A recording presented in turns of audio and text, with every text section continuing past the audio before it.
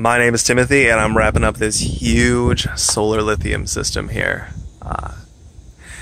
We were able to get around 19 usable kilowatt hours of lithium battery power out of this system here. That's around the equivalent of about 31 of the 100 amp hour AGM batteries.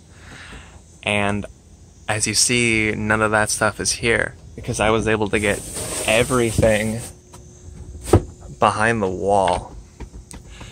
So we have here two 3,000 watt inverters, 7 breaker switches, 2 battery management systems, and the temperature controls and fire alarm you see back there are part of the redundant secondary management system. All this stuff fits behind the wall in a nice little air-conditioned spot. Everything is entirely automated on this system, or as much as it possibly can be. And it functions absolutely beautifully. It'll run both the roof air conditioner and the bedroom AC, the hot water heater, the absorption refrigerator, the deep freezer, the portable refrigerator, or rather the bar refrigerator, and a dehumidifier, and a TV, all simultaneously on battery power. Not a problem.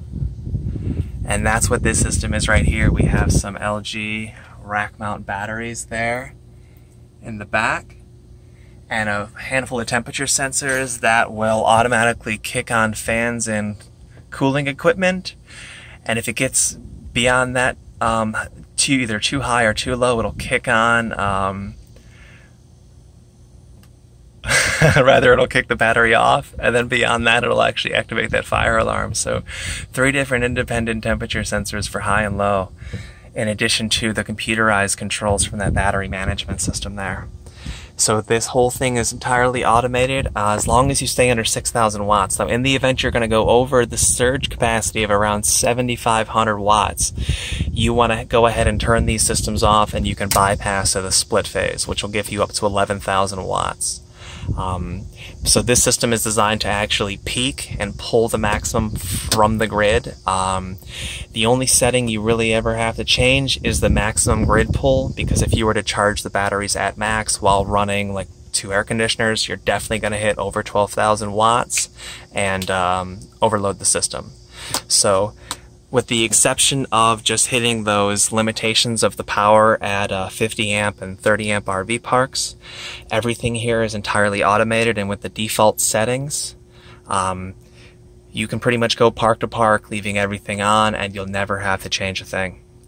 You can monitor this with a laptop over Wi-Fi, a laptop over USB, a cell phone over Wi-Fi, or a cell phone over Bluetooth. So a lot of different tracking options with this system here. Been working on this for a long time, and definitely came down to the wire, but we got it all in there, and it takes up very little space. Like, all this stuff is entirely behind the wall. Definitely took me a minute to finagle all that stuff in there. You can see that